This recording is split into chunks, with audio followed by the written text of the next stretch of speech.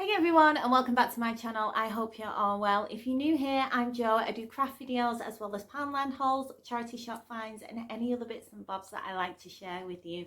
For today's video, I am doing my book review of what I read in April. I've got 7 books to share with you and I won't tell you too much about them. I won't tell you any major plot twists. I won't tell you how the books end. I won't give anything away that will spoil the book in case you decide to pick it up and read it yourself. But yeah, I just like to give you my general opinion. I will read the back of the book so you know what the story is about, and I'll also give it a rating out of 5 stars, 1 being not so good and 5 being absolutely amazing. This is also a new series that I started. I've done one of these videos before, so I'll pop them in a playlist in case you would like to see the other one, and I'm going to be doing these every month, sharing what I've read and what I liked and what I didn't like.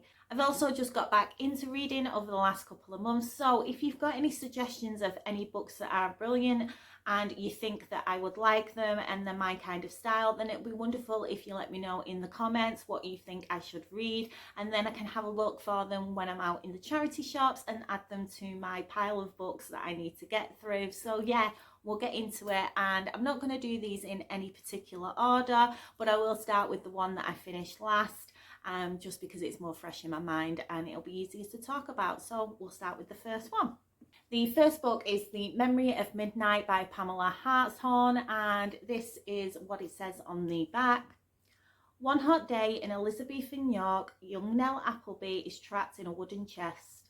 The horror of the stifling dark and of the man who trapped her haunts her for the rest of her life.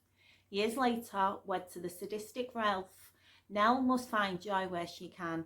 But when her childhood sweetheart returns and offers a chance of flight to the new world, Nell is faced with a dangerous decision. 4.5 centuries later, Tess and her small son Oscar move to York. Eager to start a new life away from her overbearing and manipulative husband Martin, Tess tries to put her marriage behind her. But time in York has a way of shifting strangely, and memories of a past that is not her own begin to surface with disturbing effect. Living 2 lives torn between 2 worlds, Tess must unlock the secrets of the past before she can free herself and Nell once and for all.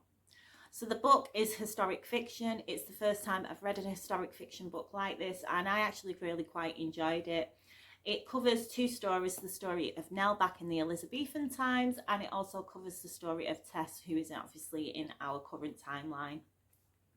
I actually preferred Nell's stories to Tess' stories. They were both interesting, don't get me wrong, but it was Nell's story that made me want to carry on reading the book and really push the story forward. I really wanted to know what happened to Nell and what happened in her life. I enjoyed the way that they did the 2 stories, obviously working together and intertwined. I thought that was quite interesting. But yeah, Nell's story was definitely more interesting than Tess's. The characters in this book are really interesting. Nell was definitely my favourite. She was an absolute sweetheart and I was rooting for her all the way through the book. I have to say that Tess's best friend Vanessa was horrible. I don't know why people have friends like that. It was absolutely unbelievable the way that she treated a friend, and who needs enemies when you've got friends like that. So yeah, Vanessa for me was a little bit too much, but Nell was wonderful and Tess was nice as well, and then the other characters were quite interesting. I will say that the end of this book is quite shocking and a little bit disturbing, and I wasn't expecting it in any way. A little bit upsetting and very dark, but yeah, all in all I really enjoyed this. I think I read it in 3 days. I couldn't put it down. I just wanted to read the whole thing in one. But yeah, I would highly recommend this book. I would give it 5 out of 5, and I will be looking to see if I can find any more books on this author and give it a go. I did really enjoy the historic fiction, and I do think I've found a new genre of books that I am going to look out for more. But yeah, 5 out of 5, and I would recommend it. The next book is Fire Season by Phil Connors, and this is a field notes from a wilderness lookout. For nearly a decade, Phil Connors has spent half of each year in a small room at the top of a tower, on top of a mountain, alone in millions of acres of remote American wilderness. His job to look for wildfires. So this isn't the kind of book that I would normally read, but I picked it up because I thought it'd be quite interesting. especially the idea of being in a remote wilderness, isolated, and the things that he would get up to day to pass on time, and just what he did while he was there. And there wasn't a lot of that in this book. It was more about the history of the land and how the land became protected, and that wasn't what I picked it up for. And yeah, I didn't really enjoy it. I found it quite difficult to read. I wasn't interested in it, and I did finish it. It took me a while. It wasn't really a book that I should have been reading at night in bed. It should have been something that I read in the day and just read a couple of pages here and there. But I did finish it. I did persevere, and it took me about a week and a bit to finish it. So, and if you think it took me a week and a bit to finish that, but I read that in 3 days, so you can tell what I enjoyed and what I didn't enjoy. The thing that I really found strange is he's talking about him sitting in the lookout and everything that he can see, all the mountain ranges and all the land and the desert and the trees and everything, but he never puts a diagram of what we're looking at in here. So he's talking about these peaks, and it's really hard to visualize what he's actually speaking about. It would have been nice if they'd put in the front of the book, if they just put a small diagram of what we were looking at so we could reference it. I think that would have helped a bit as well. But like I said, I did finish it. Would I recommend it? Probably not. I'd probably give it a 2 out of 5.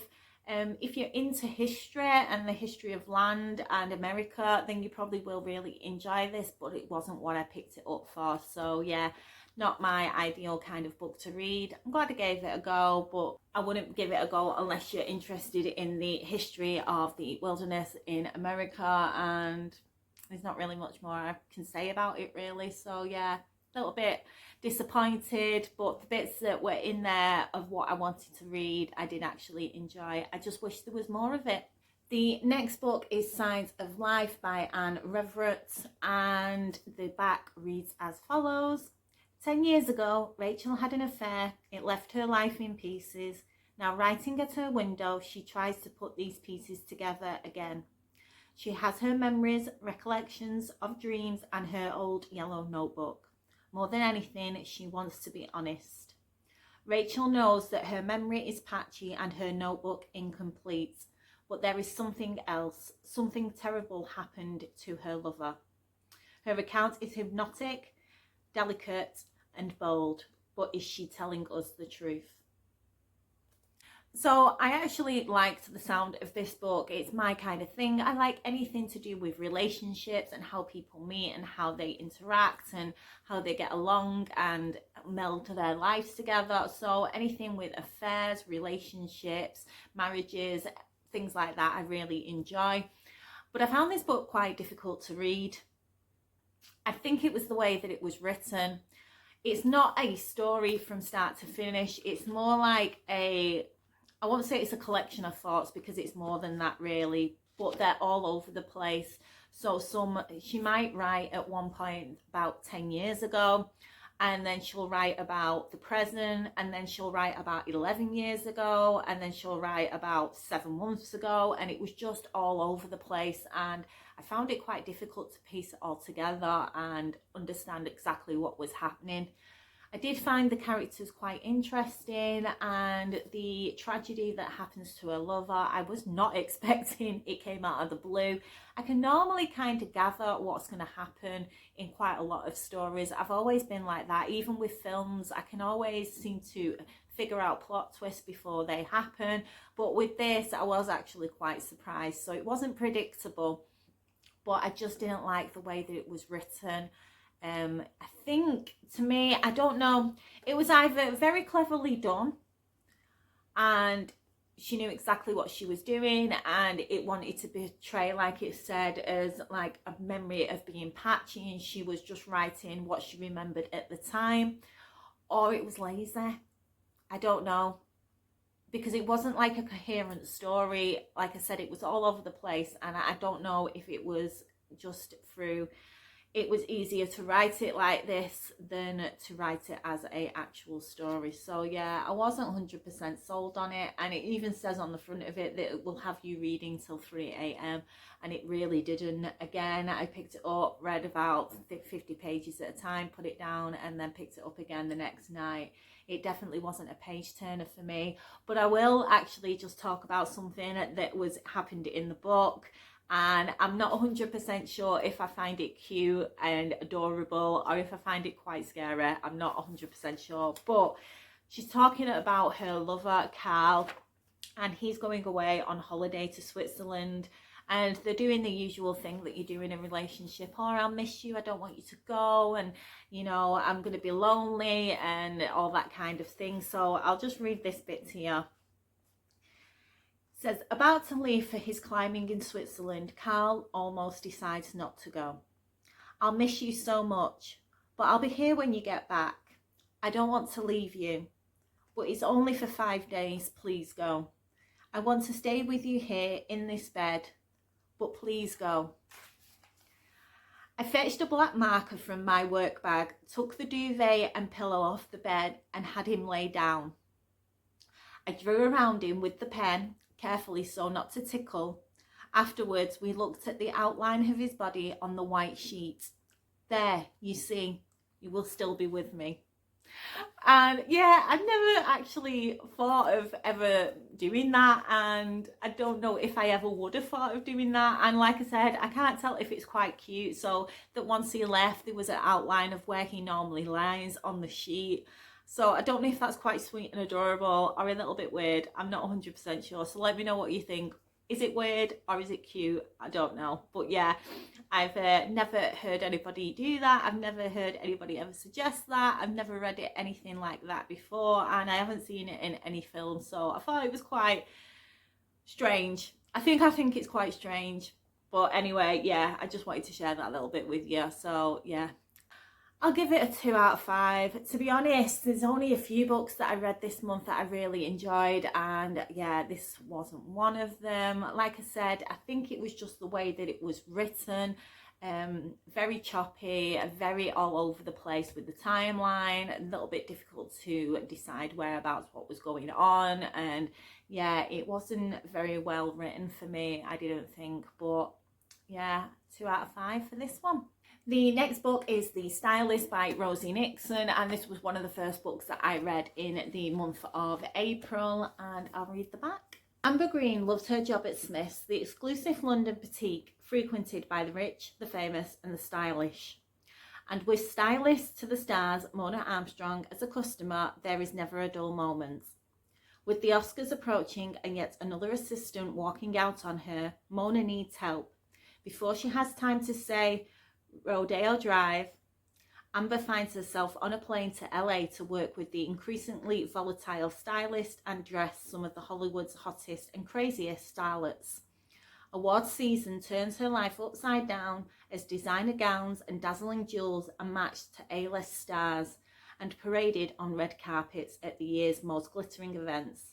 Meanwhile, Mona is unravelling faster than a headline. As Amber starts to enjoy rummaging through the ultimate dressing up box, she finds herself in the limelight as she catches the attention of 2 very different suitors. How will she keep her head? Which man will she choose? And most importantly, what will everyone wear?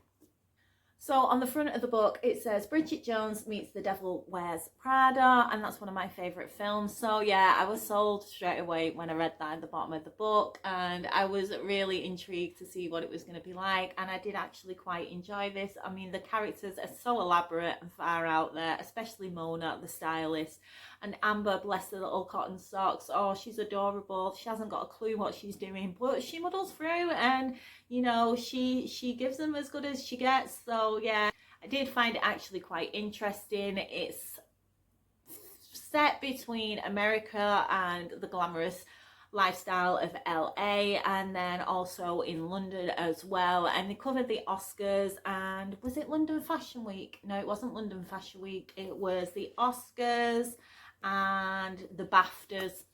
There we go. So the BAFTAs and the Oscars and the red carpet event for that, and styling the stars. It was quite a nice read, something ideal for over summer and spring, just to sit outside in the sun and read a book and enjoy. I mean, it's not going to be a classic like, you know, all the big great books that have ever been written, but it was enjoyable. And Amber, bless her, she gets herself in some situations and I'm just like, I don't understand how that even came about, but yeah, it was entertaining and I did want to read it all in one sitting. I love a book like that. I mean, obviously I don't, but if it makes me want to, then I know that I'm enjoying it. And Mona, bless her, I don't even know how she had a career. So yeah, if you can like this kind of book, then I'm sure you will enjoy this. I'm going to give it a 4 out of 5. I mean, it wasn't absolutely amazing, but compared to what else I read that month, yeah, it stood out. So yeah, it was interesting. So The Stylist by Rosie Nixon, 4 out of 5 stars. The next book is The Light of Day by Graham Swift, and I'll read the back. On a cold but dazzling November morning, George prepares to visit Sarah, a prisoner and the woman he loves. As he goes about the business of the day, he relives the catastrophic events of exactly 2 years ago that have both bound them together and kept them apart.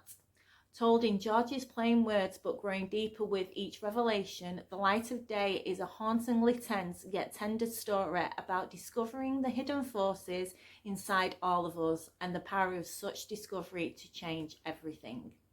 So on the front of the book, it says sensational and romantic, touching and appealing. So like I mentioned before, I do like anything about how people meet and how they interact and how they become part of each other's lives. So that was the reason why I picked this book up. What can I say about it? Not a lot really. It was all right. It wasn't fantastic. In some parts, I found it actually quite annoying. So George is an ex-policeman and he's turned private detective, and that's how he meets Sarah, who he falls in love with. And every time George spoke, he told you he was an ex-policeman turned detective. Every time. And there was no need for it. We knew that at the beginning of the book when you said about your life and what you used to do as a job. You now became a private detective and you were working for yourself. So there's no need to say it all the way through the book, which I found really annoying. And it wasn't that he said it exactly the same each time. He'd put a little bit of a twist on it. Like he'd mentioned that he'd done something and the reason he'd done that was because he used to be an old policeman and now he's a private detective. And then in a couple of pages later, he'd mention something else and he'll say, because I'm a private detective. And it's like, oh my, we know you've already said it at the beginning of the book. So I found that quite annoying. And every time that it said it or it mentioned it, it kind of wound me up a little bit inside because I was just like, we know, you don't need to keep saying it. So yeah, it really, really spoiled it for me. That I don't know why, it just started to grate on me throughout the book. But I did find the actual story interesting. I was intrigued to find out how Sarah ended up in prison and what it was that set it off.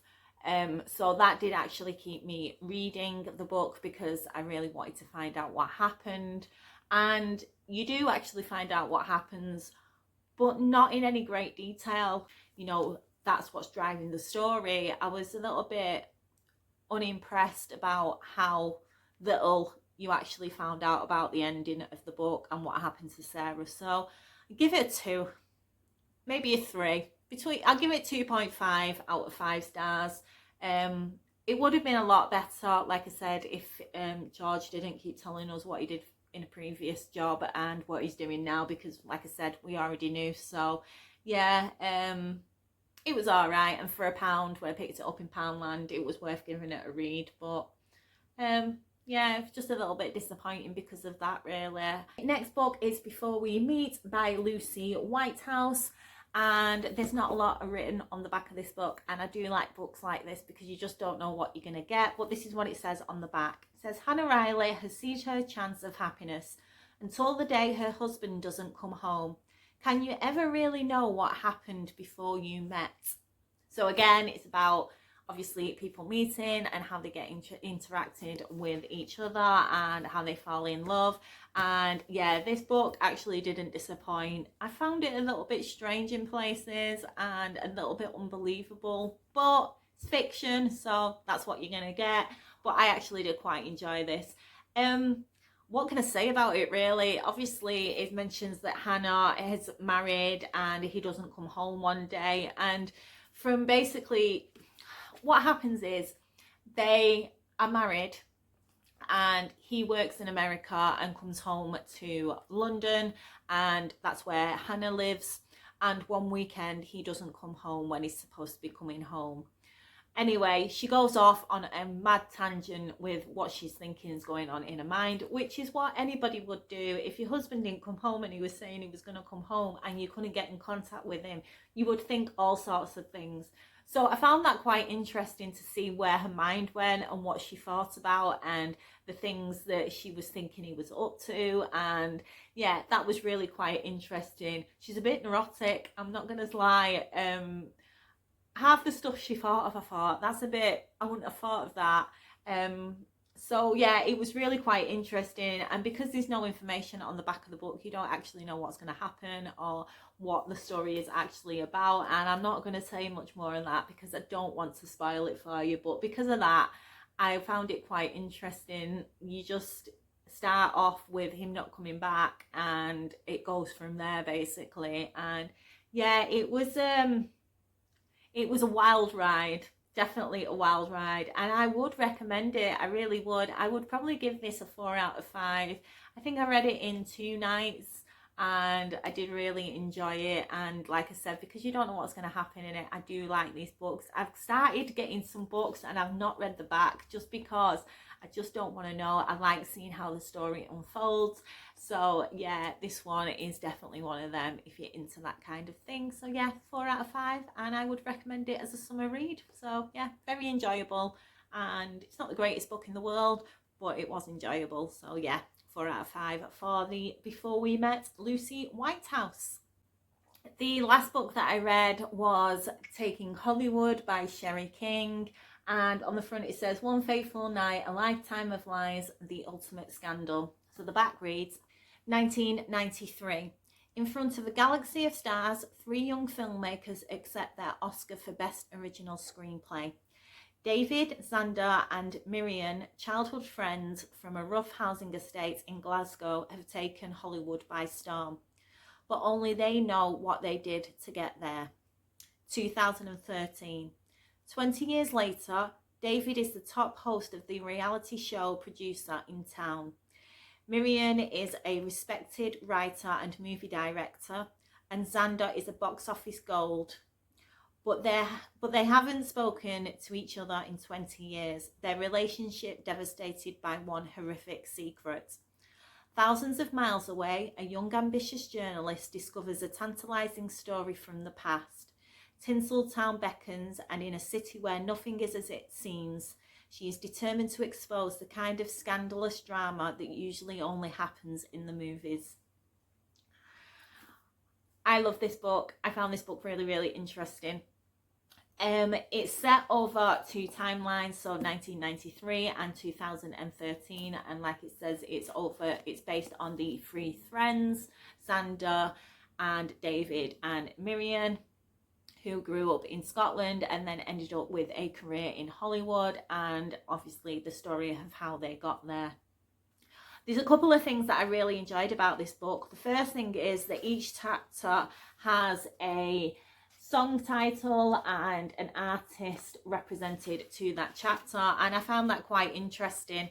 And every time I got to the chapter I was like, oh, do I know that song? And most of them that I did. So like chapter 2 is Got to Give It Up, Marvin Gaye, and then chapter 14 is like Alive and Kicking, Simple Minds. And I also liked that with the chapters it also had the timeline of which timeline you were in, so it was never confusing whether you were in the past or in the future. I really like it when books do that. I find it quite difficult when books don't, and they just intermingle different stories for over different timelines, and you have to try and kind of work out which one is which. I mentioned in my previous video I read a book and that was kind of like it, and I didn't know where anything was, but with this at least you have the date stamps at the beginning of each of the chapter, which was brilliant. The other thing that I kind of liked is that obviously David, Miriam and Xander are fictitious characters, but everybody else that's in this book are real people. So it mentions so many different stars throughout it, and I found that quite interesting because it made it seem like it was more realistic, that it could actually happen, because you know some of these names that are in here, which made the story more realistic to me. So yeah, I really like that. One of the things I will say is that they talk about Harvey Weinstein quite a lot in this book, and yeah, obviously this was written before everything that happened with him in the news, so that was a little bit strange when his name kept popping up, and I was just like, oh, right, okay. So yeah, this was obviously written before then. They talk about a party that they go to, and apparently it's Harvey Weinstein's party. So yeah, he is mentioned in this quite a lot. But yeah, I actually really enjoyed this, and I liked the two timelines. I was interested in what happened when they were younger and how they got to Hollywood, and I was interested in the life that they had while they were in Hollywood in the current timeline. So yeah, a really interesting read, a nice summer book, exactly like the Stylist, and I would recommend it. I would give it a 4 out of 5. It was interesting, it was completely out there. There's no way that anything like that would probably happen. I say that, I always say that, but it probably obviously did, and somebody's thought about it and written it down. So obviously if somebody can think it, somebody could do it. So yeah, but I just enjoyed it, and it's very glitz and glamoury and the kind of book that I like to read. And yeah, it was enjoyable. So that is the last book that I read this month. So I hope you enjoyed. Like I said, if you've got any recommendations on what I should look for when I'm in the charity shops, then please leave a list and I will go and find them and read them. And yeah, everything that I read this month was from Poundland, so all the books cost £1, and I've got some really good ones coming up that I want to read for this month. The one that I started at the moment I'm enjoying. But yeah, I hope you enjoyed it. So take care. I will be back. I may be back a little bit earlier than Thursday. Thursday I'm going to take you thrifting. I really want to go out and get some more clothes. I went through the rest of my clothes the other day. I went through 4 black bags full, and I gave my sister 3 black bagfuls of clothes, so I've got rid of quite a lot. So I want to replace what I've given away.